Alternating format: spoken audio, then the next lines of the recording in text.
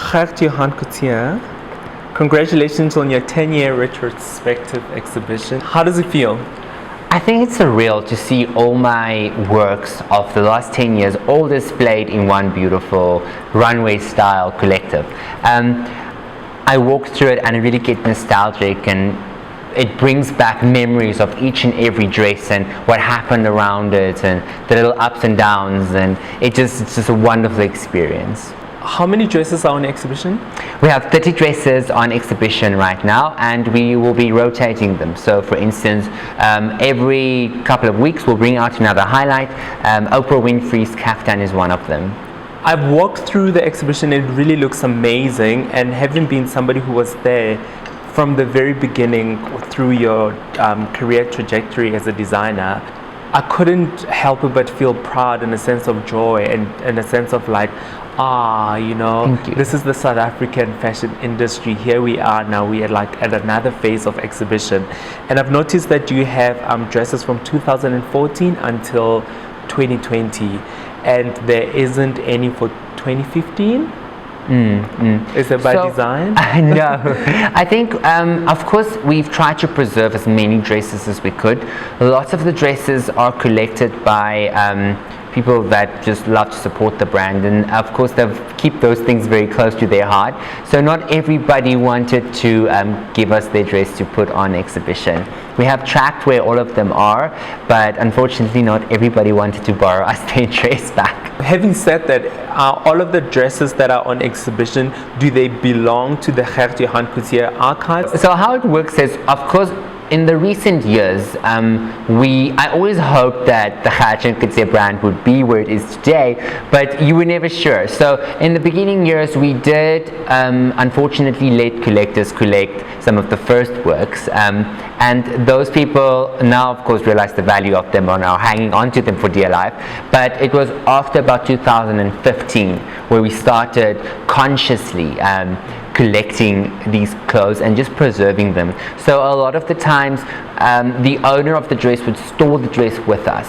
I think it's important when I create something for somebody, it is their property, but as a designer and somebody that's trying to preserve South African fashion history, it's important for me to give them the opportunity to preserve the clothes with me in the proper storage. And that is what we've done with most of these dresses, is we do store them for the people beautifully, we restore them for people beautifully.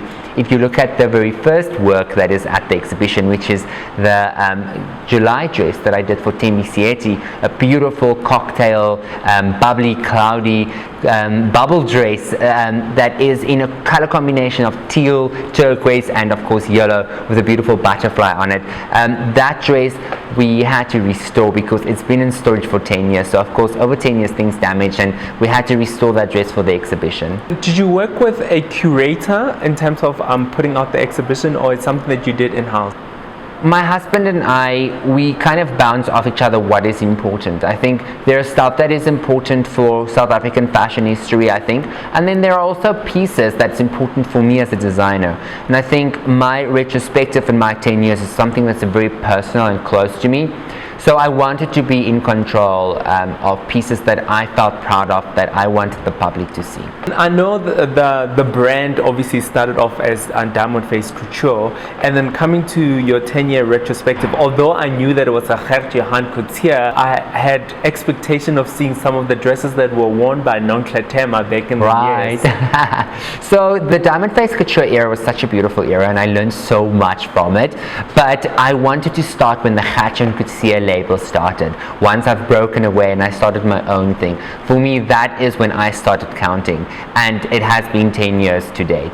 So even though I've done a lot of work before this, I think that is kind of a different part of my life, where this is kind of what I'm showing and celebrating, and the development of my talent as the individual designer is what I wanted to show at the retrospective. When you walk through the exhibition from the beginning, it starts off with Bonang 30th, gorgeous cerise pink, big ball gown. Yeah, right. And it ends with the two wedding pieces, one that was done for television and then one for Mini Dlamini, and then it ends with your SA Fashion Week SS19, the ostrich feather sphere concept dress. Showstopper. Yeah. So can you walk me through from the beginning of the exhibition until the end, where you end with current Somizi and Mohale's wedding pieces to Mini Dlamini's and your last previous shows, the ostrich feather dress? So what I wanted to do with the retrospective is I wanted to set it up with something known. Bonang's 30th birthday dress is one of the iconic pieces Gert-Johan Coetzee has created. I wanted to start with that because it's a bold color, and then really go into other highlights. And as a designer, you always want to tell a story. So I decided against telling a story of time. I decided to tell a story of color. I think as a designer, of course, you've developed and you've progressed, and also every event was different, so it didn't make sense for me to put it in like a time slice category. I wanted to put it in like a rainbow of color, and then towards the end of the exhibition it ends in the wedding side of things. So that is the reason why I put Somizi and Mohale's beautiful things there that's quite current, and then ended up with the river wedding dress and also Mini Dlamini's wedding dress, which is such an iconic thing for the Gert-Johan Coetzee brand, because that is when people stopped thinking of me as a red carpet designer, but started thinking of me as a wedding gown designer. And that dress was something so close to my heart and something we keep in the tip-top shape in storage. Was it easy for Somizi and Mohale and Mini Dlamini to let go of the pieces for this exhibition? See, I've always held on to Mini Dlamini's wedding dress. Where you're going to store such a big dress, except in the Gert-Johan Coetzee closet. But I had to pry those items out of Somizi and Mohale's wedding, little fingers. I think because their wedding is so new and current, and it still has that fresh memory for them, I really had to convince them to put it on exhibition to show the rest of South Africa what it looks like, up close and personal, but do not touch. The Gert-Johan Coetzee brand, it started off as a women's wear, and then recently you launched onto a menswear offering. Was there anything not of note to have put within the exhibition that was made for menswear, besides the Somizi and Mohale wedding? See, lots of the things that I've made that is of note is not kept in South Africa. So even though we always being very conscious about our global footprint as well, so we didn't want to fly in everybody's garments, but there are also the Matthew Knowles, Mr. Knowles, Beyonce's father's jackets that we've done for him, many suits, and it's an ongoing relationship where we do stuff for him often and we strip it away. We did Tim Tebow's, the American football player's suit for his wedding to Demi Lee, Miss Universe from South Africa. So there has been lots of menswear things that's noted. I just think in an exhibition like this, a big pink fluffy gown is going to pull more attention than a black suit. I think men are more conservative, and I as a designer would then exhibit the clappier and campier things like Somizi and Mohale's wedding stuff. Walking through the exhibition, it is quite noticeable the relationship that you've had with Bonang Matheba through the years from the beginning.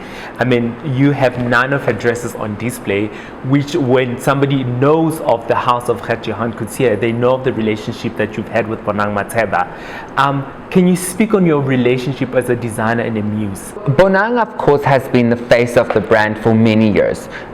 We started out together when, even before Gert-Johan Coetzee, we had a relationship. And it's just been this beautiful, almost brother-sister friendship that has been flourishing throughout the years, where we came to a point where we were so co-branded that we had to kind of take a step away from each other for a minute so that also we can allow to grow. And now we are back together, and it's a very mature relationship. We collaborate sometimes, and then sometimes we collaborate with others. Bonang was very publicly the face of the brand for many years, and it was a great relationship, and it's a still amazing ongoing relationship, and that is why there are so many Bonang Matheba outfits on with the Retrospect, because it has been such a long relationship. I started my relationship with Mini just a few years, like about a year before her wedding, and also with my new relationship with Lerato Kanyach. I mean, we are just a bubbling new friendship that started last year with Project Runway, and it's also just developing. And I think the girls that I wanted on the retrospect are, and that's also how I chose and curated it, is I wanted people that actually meant something in my life as a designer and something to South Africa, and that's how I chose the girls that was part of this retrospect, the women. They're women. What would you say is the pool that the House of Gert-Johan Coetzee have to be able to have secured such women as Bonang Mateba, Demili, Nadia Nakai, Lerato Kganyago, Zozi, Thuso Mbedu, Thuli Madonsela? I mean, the list goes on and on. The Kardashians. It's unstoppable. Thank you. What is it that about your brand speak to gender expression and womanhood and girlhood and femininity? I think what's important to me is that I listen to women. That's the best thing I can ever say, is that I really try and channel each and every one of them in a creative way for them to still stand out as individuals. So even though all of those very powerful women have been dressed by Gert-Johan Coetzee, not one of them looks similar, but you can still tell it's Gert-Johan Coetzee. So what I do is I kind of try and channel their essence into a Gert-Johan Coetzee garment, what it would look like. So it's the same thing as what would a green Gert-Johan Coetzee dress would look like, what would a mini Gert-Johan Coetzee dress would look like. So it's really channeling those different energies into these beautiful garments, and also just collaborating with people. I think that is so important. I think so many designers would go out and be forceful about what a person should wear and what a certain thing should look like. And I think lots of creatives are like that, where my approach is a very collaborative approach. It's really about what do you want, what makes you feel good, and how can I help amplify your happiness. And I think if you do it from a stance of joy, the relationship just buds more organically. And having said that, what would you say is the one thing that makes a Gert-Johan Coetzee piece a Gert-Johan Coetzee piece? I think it's the glitz, the glamour, the cameras flashing so much that can blind you. It's literally that experience of red carpet glamour and the fairy tale of getting cinched into a dress till walking down the aisle, of just stepping into an event and all eyes looks at you. I think as a designer, as an aesthetic, my aesthetic is a modern twist on African Baroque. And it's really just interpreting it in different ways to suit different personalities. I think when you wear a Gert-Johan Coetzee garment, over the years we have gathered a reputation of best dress. So you know at least one box is checked. When you wear a Gert-Johan Coetzee dress, you know that's one less thing to worry about. And as a person, that is the aesthetic side. But as a person, I pride myself on reliability. I think when I say something, I do it, and you never have to worry. So lots of our clients and celebrities that we dress always know that once we start something, there's nothing that's going to stop us, and you're going to be on that red carpet looking the best you've ever looked. The names that you work with, they really quite pronounce asserted personalities. How do you manage to work with a big personality without losing the essence of who you are as a designer, and without compromising the design integrity? I think it's a signature. I think every person that I work with, no matter how strong the personality is and how influential the personality is, I mean, many times people would like you to change something according to their likings. And my stance on that is, of course we can change it, but I can't do anything but change it in a Gert-Johan Coetzee way. It's the way somebody signs something. That's only my way of doing it, and that is the difference. So it's always about that collaborative experience. If you want a big poofy ball gown, I'm going to make you the most beautiful big poofy ball gown anybody has ever seen. And if you want it poofier or less poofy, I'm going to do my best possible version of that. And I think it's that collaborative experience that has just really changed the way custom gowns are made. What do you wish people who come to view your exhibition take away from it? What I wish what people would take away from my exhibition is really just the magic that I'm trying to spread, the positivity. We are in a time in South Africa where we are all very nervous and very uncomfortable with this virus being spread all around the world, but I think what I'm trying to do on my isolated social platforms is to just really spread hope and magic and positivity and just give people something beautiful to look at, to kind of distract them from all the negativity that's happening in the world.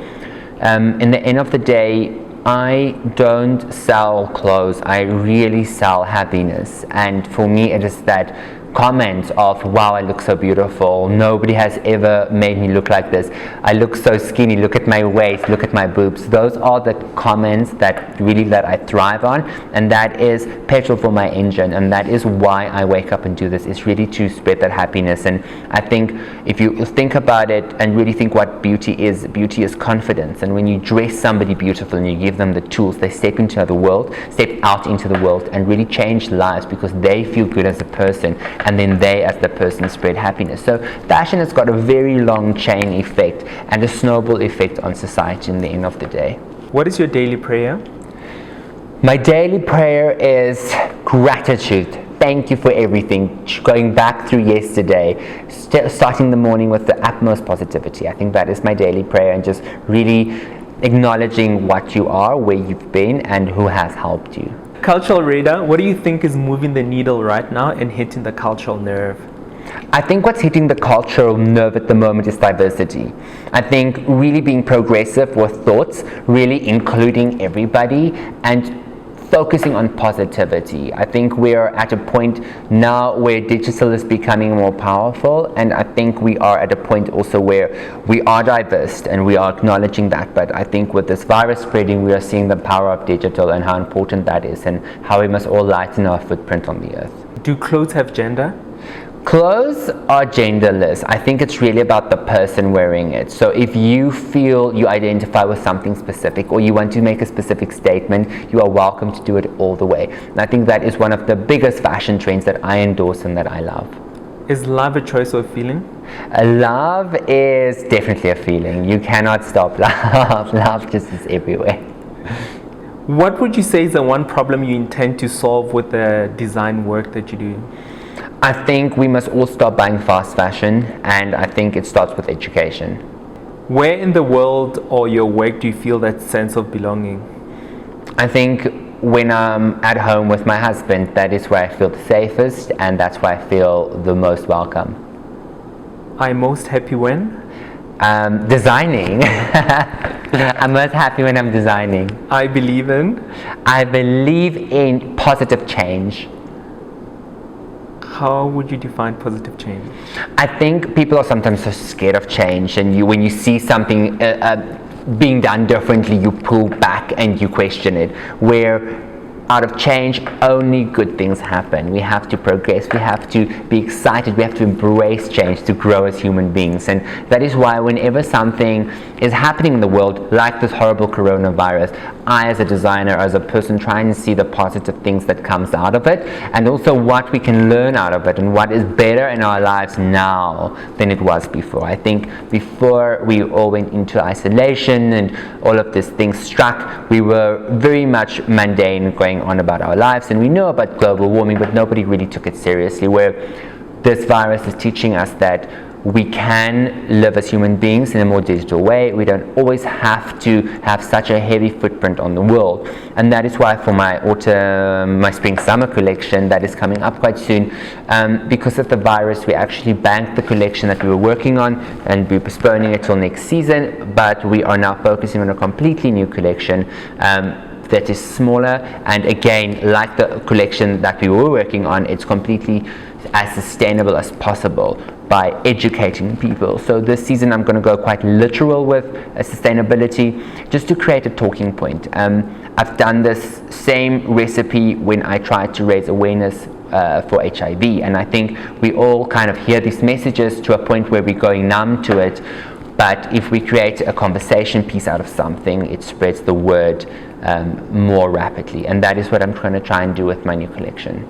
Do you feel the weight of fame?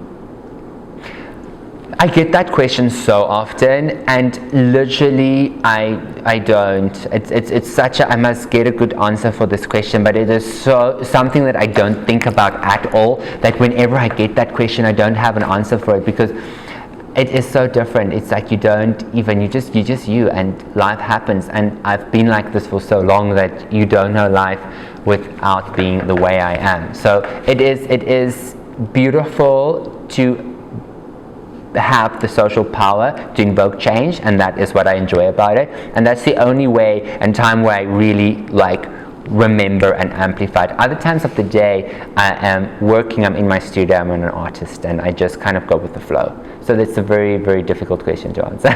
Where do you think you got the wisdom to know to differentiate between Gert the being, Gert the designer, and Gert the businessman? I think there's no book on how to deal with this at all. What has happened in my life and what has happened to other people that has similar experiences in life than me, there's nobody that can teach you. You just kind of have to find your own feet. And I think it is learning to kind of switch off, but that answer is almost too simple because it's not that simple. It has been something that I have struggled with in my personal life, as well as creative life, as well as where I want to go in the future life. And it is something that I'm still dealing with, and every day you kind of take it as it is and you just celebrate and be in the moment. And again, I just come back to how grateful I am that I have my life partner and husband Vicky with me. Is he always reminds me just to live in the moment and just to take this experience in and enjoy what's happening right now. And once you do that, then life is so much simpler, because if you're going to live in the future, you're going to be worried. If you live in the past, you're going to regret. So literally all that you have is right now, and sometimes we forget that, and that is something that's so important, because that is one of the key steps to happiness. And then as somebody who's then the creative talent business of fashion, do you worry about money? I think when you go, okay, yeah, money is a thing, hey, but how my perception is when you follow your joy, and for me, as much as the joy of fashion and designing is a joy, I also am a big follower of the joy of business. So as long as you find business joyful and what you do joyful, and kind of aware of where you are in life, then everything else comes so naturally. Since I've had this perspective on money, I've never had a lack of it. So I think it's just in the beginning when you are so worried and you kind of like hold onto money so tightly that you crush it, there's no growth. The moment you let go and you let people help you and you're open to collaborations, that is when money starts rolling and flowing. So money is very important, but it's also not everything. You can get much further with happiness, and once you are truly happy, money will come. And then having crossed the 10-year mark, what would you like to say to the people who have been there for you from the beginning up to till this moment? I'm so happy and grateful for all the designers that came before me that kind of paved the way. I'm so happy and grateful that I could pave the way for a lot of new designers coming in. So I think it is just about passion, creativity, and staying on top of your game. It's really important that you enjoy what you're doing and you practice what you're doing. Some people kind of think that they're in this creative field and they can just sit back and relax and just always be creative, but it's like a sport. Sportsmen, even if they won or their final game, they practice their game. And I think it's important with creative thinking that you constantly practice your creativity and stretch that muscle, and that is how you improve, and that is how you stay ahead of the game. What would you like to say to your spiritual partner, your husband, and your business partner, Vicky? Oh wow, I tell him all the time, I'm so happy and grateful that you're in my life. He is really the rock. He is that stick. If you can imagine when you fall over and somebody put that stick under you, he's that stick for me. So I'm just like so happy he's with me in my life. And the thing about partnership is you can never kind of undervalue what people do. I think once you're in a relationship, as long as we have been in, you start like neglecting and undervaluing small things that people do for you. And I think to stay grateful and thankful and appreciative of every little thing that people do for you, and remembering they don't have to. You're in this world alone. Whatever you get is a bonus. What still surprises you the most about people? What surprised me the most about people, I think specifically in a time like this, where people just all of a sudden stand together. And I've seen this many times at an airport when you have a ridiculous delayed flight, how people just kind of like flock together and you create this little incubated family. And I think that is something we forget sometimes. And humans, we are built to be together and we are built to support each other. And in difficult times, the best or worst part of you come out. And I think in this time we all see the supportive side of each other, where we all kind of become one world family. And you see that right around the world. What do you know now that you didn't know then that you wish somebody told you?